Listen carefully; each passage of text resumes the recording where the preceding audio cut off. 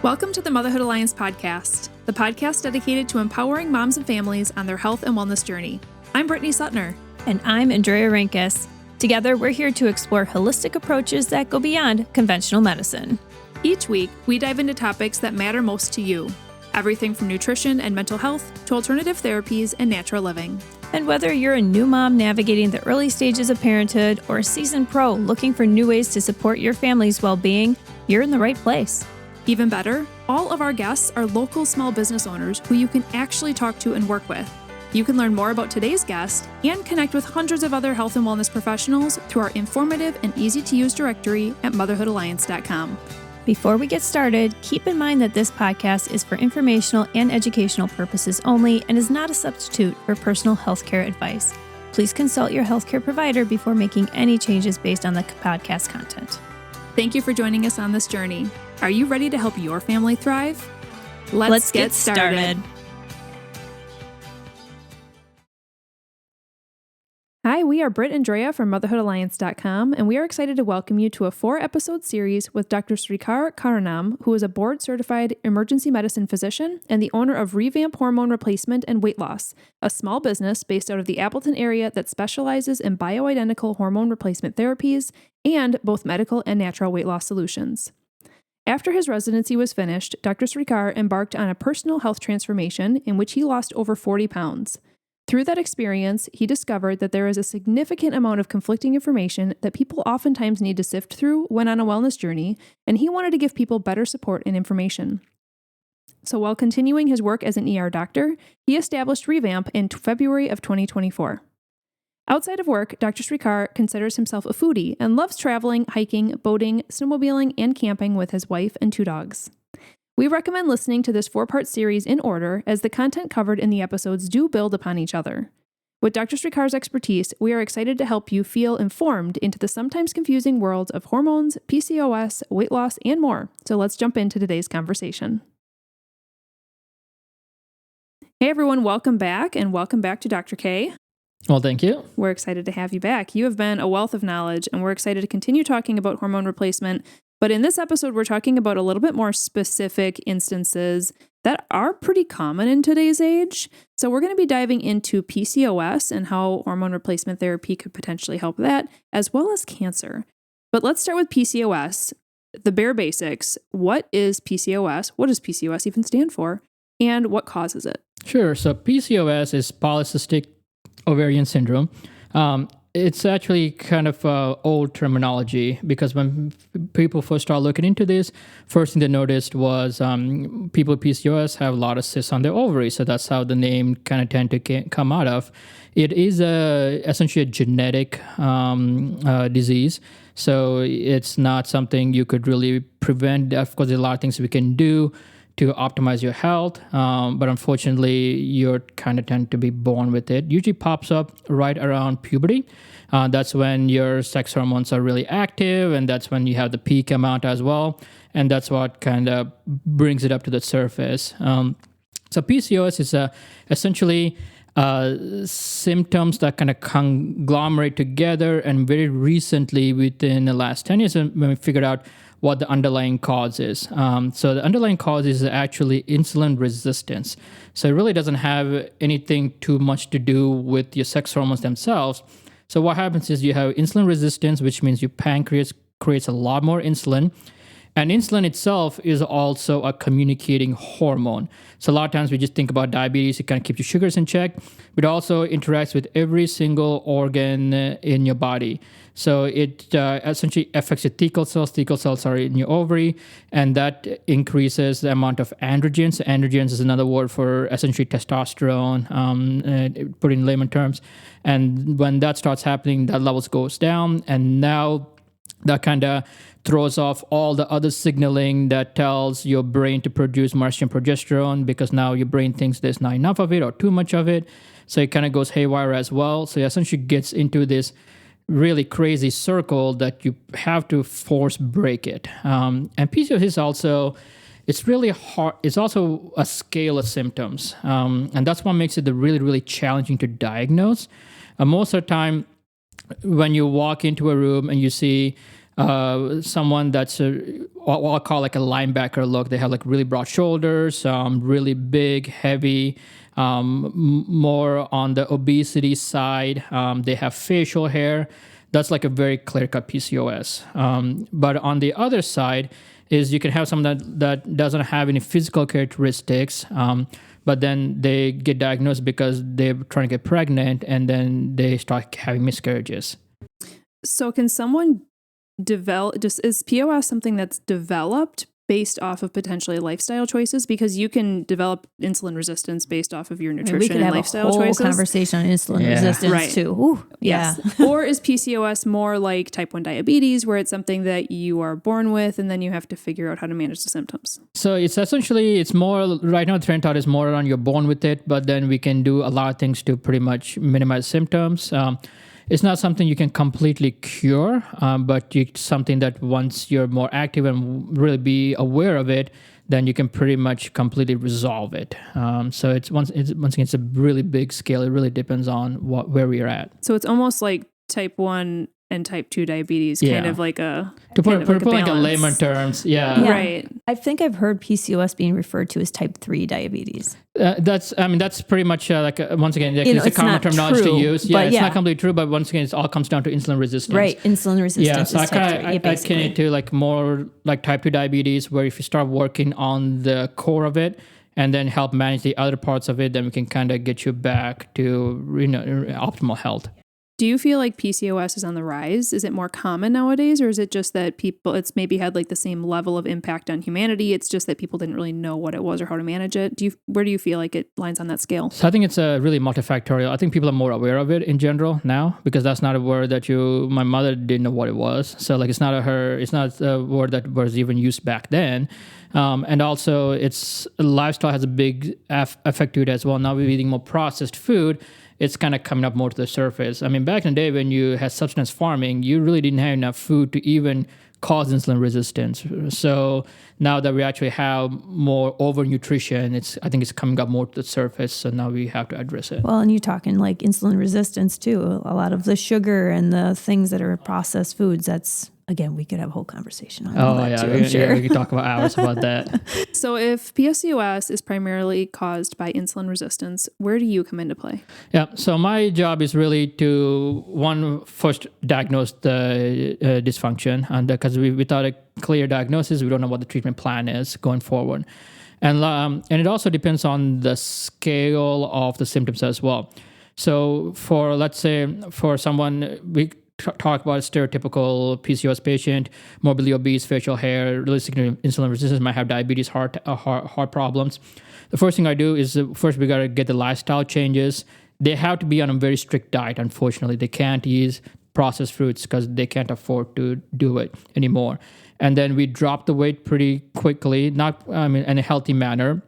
And we can talk a little bit more about that next episode with modalities that we can use to drop weight. And then a lot of times we can also do natural stuff like berberine, which is what metformin is derived from, to make your body more sensitive to insulin that you're producing. So it's pretty much becomes like a holistic approach to kind of get to where they need to be. And once we get them to the goal, then we kind of back off on some of the other things. Most of the time, my patients will continue either berberine or metformin because they have to have that support to keep them from going into insulin resistance again. Because the reality is, in today's life, it's really hard to eat nothing but holistic food. And then, honestly, it's not sustainable because you want to enjoy food. And it's unrealistic to say, you can't have that cake on your birthday anymore because you have PCOS. So that's unrealistic as well.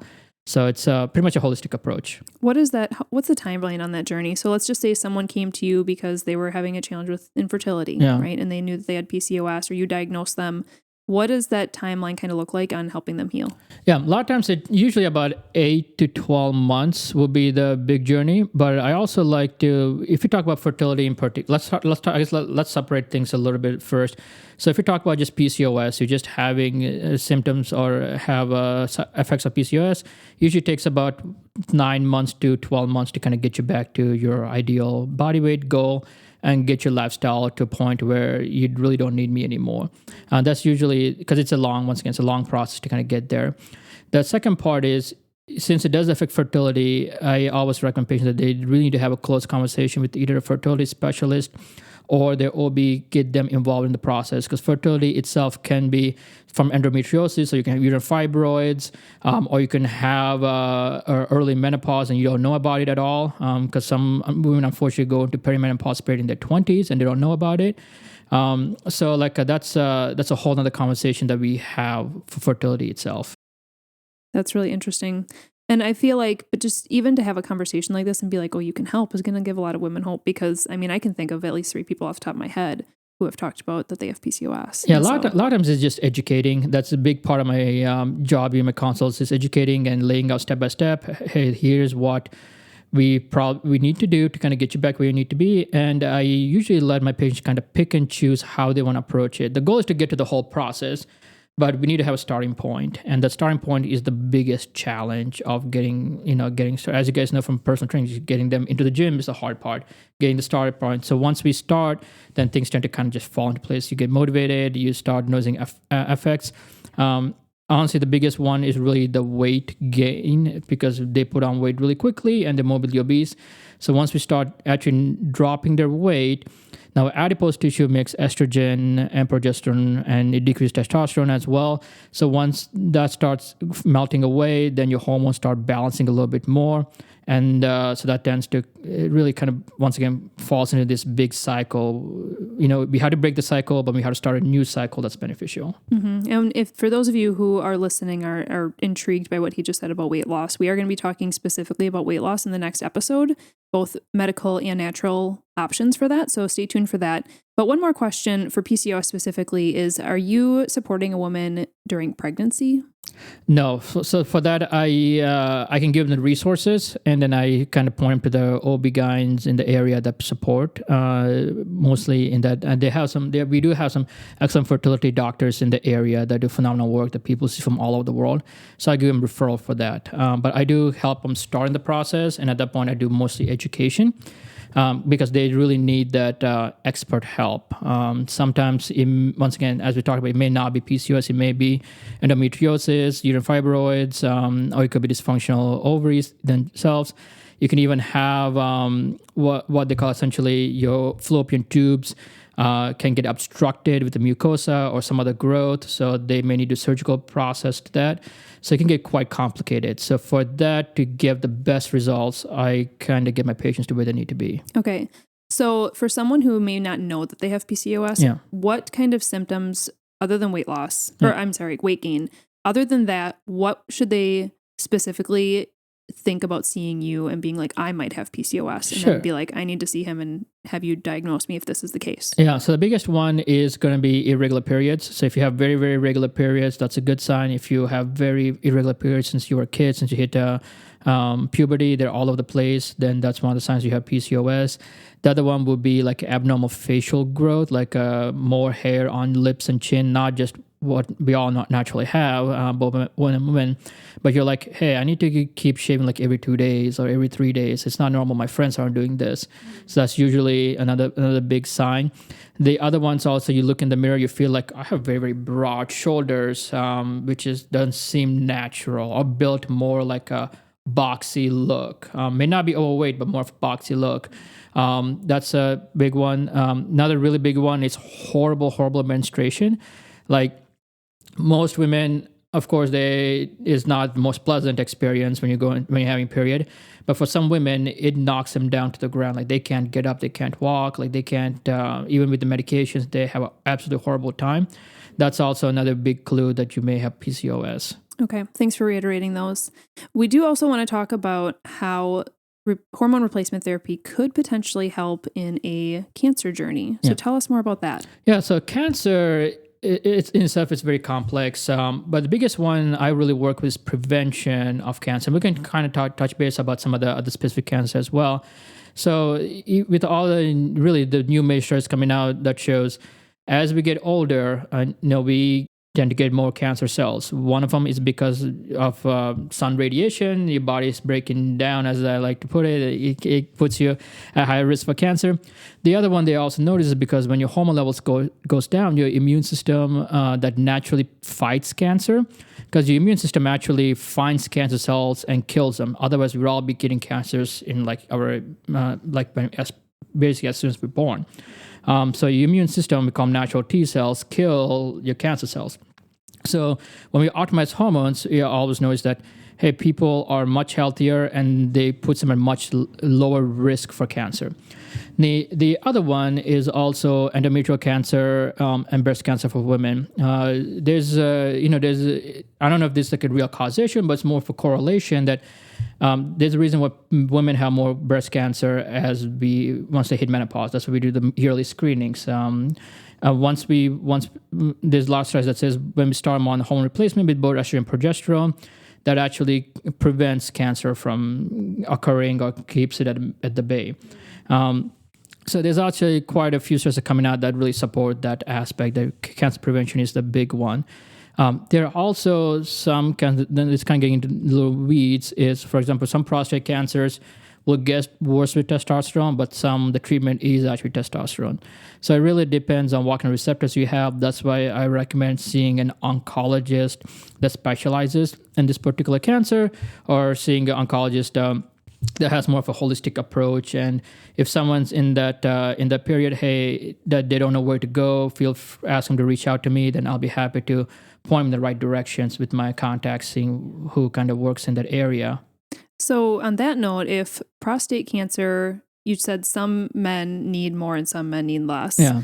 What can you do for prevention then if you don't know which camp you fall in? Yeah, so prostate cancer is kind of unique that every man will have a prostate cancer if they live long enough. So it just happens. It's the way your prostate it multiplies and functions. Most men will have prostate enlargement, and with that, there's a risk for cancer. Most men will die with prostate cancer as well, like I said, not die from it. So if you do autopsy on elderly patients like 80 plus years of age, pretty much all of them have prostate cancer. But it doesn't cause any issues because it's such a slowly multiplying cancer that they don't do treatment for it, because the treatment itself is more caustic than you naturally passing away. But on some prostate cancer are very aggressive. Those can be deadly and they can kill you within a couple of years. So they're very aggressive and do treatment for that. So it really gets to nitty-gritty on, one, what type of prostate cancer do you have? It also depends on how old you are and what the expected lifespan is and what the expected treatment, because treatment itself is not the easiest thing for for oncological treatment. So all this goes into consideration to make a decision. But the reality is most men pretty much will have prostate cancer in their life. You just don't know about it because it doesn't cause any problems, and we just leave it be. Okay. Well, I love how you're talking about bioidentical hormone replacement. And again, that word bioidentical is key. We talked about that in the last episode number 2, but how it's important for the prevention of cancer. But then what about if someone actively has cancer? You touched on prostate, but what about the others? Like, well, first of all, does this only apply to reproductive cancers, or if somebody has pancreatic cancer or something else, could hormone replacement therapy help benefit them? So right now, most of the studies are coming out in reproductive cancer, because that's where I have the biggest receptor cells for hormones in general. But every organ has a hormone receptor. So right now I can't comment one way or another, because there's not much interest in that area to study. So I haven't seen any concrete evidence one way or another. And even with the cancers in general, so some cancers, it can actually make it worse depending on what type of receptors they have. So let's talk about breast cancer. That's the most common cancer women experience. There's really big awareness.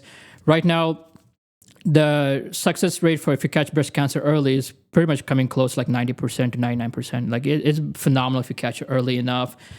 We know a lot about it, how to cure it. But that also is a conversation we got to have with the oncologist, is because depending on what type of breast cancer, they each have different receptors for hormones, and it can actually make things worse. So that's why it's a conversation that we have to have with you, oncologist, and me involved in saying, hey, this is what we're dealing with. But at the end of the day, I usually defer to the oncological team because they are the experts in cancer, and especially for preventative cancer that's curable very easily. If you ignore it, I do see people in my ER that die from breast cancer, and a lot of times it's kind of heartbreaking because if they addressed it early in their life, they be completely cured and they have amazing quality of life. But if they don't address it, then it leads to early death. And kind of jump off that as well. Some cancer, breast cancer, they actually block your hormones completely. They actually give you a hormone blocker to shrink the tumor and cure it. But once you're cured, it's still this gray area. Hey, are you safe to start hormone replacement after that? And really, no, there's no concrete evidence. Unfortunately, it's a very gray area, and that's why you need the conversation with oncology to really get them involved. So do you enjoy working with people primarily on the proactive wellness side pre having any sort of cancer, or do you also walk alongside people? Do you enjoy walking alongside people who have currently cancer or are in remission? So I work with everybody because it gives you like a different I'm a little bit more selfish right now, but it gives you a different challenge in life professionally. So with people who have severe comorbidities and have oncological issues, then I love it first gets me educated on what's going on with them. And then most of the time it's me guiding them in the direction that they may want to go or giving them the resources they need. And it's always good. It's always self-satisfying for them to get some satisfaction on, hey, now I know what the next step is. I'm not just stuck in the world by myself, spinning my wheels. And I love working prevention because now they feel fantastic and they come back to me and then all they talk about is like how good they feel, which is, once again, makes you feel good too because you were able to help somebody else. So I don't turn any patients away. I'm always open for free consults. As I said, I just kind of sit and talk. And a lot of times I'm the right physician for them. Sometimes I don't have the expertise and I point them the right direction and say, look, I don't have expertise in this. But when we get either I have a connection or when we get your oncologist or OB-GYN or whatever you're dealing with involved in this conversation as well and see how things go. So if somebody is listening to this, they have PCOS or maybe symptoms that point toward it, or they know someone who does, or they know someone who has cancer currently. You mentioned having a free consult with you. So how do they contact you? And the easiest thing is to go on my website, Revamp HRT, REVAMPHRT.com, make an appointment. There's a link that says make appointment and it'll list literally all my free times. I think you just pick one that says initial consultation, either for hormone replacement or weight loss. It really doesn't matter. And then we'll sit down and see what's going on. Awesome. We have spent 3 awesome episodes talking about hormones, and in your 4th episode, we're going to be talking about your other expertise, which is weight loss. So both medical weight loss, natural weight loss, you help people with both sides of that. So listeners, you guys can stay tuned for the 4th episode with Dr. K, and we will be back soon. If you enjoyed this episode, would you consider leaving a rating or review or sharing it directly with a friend who could benefit from the information? We know that you're a busy mom or caregiver, and our goal is to make your life easier by bringing tips and tricks directly from experts into your earbuds. By sharing this episode with someone you love, you can play a critical role in helping to make their life easier as well. We appreciate your time and thank you for being a part of the Motherhood Alliance family.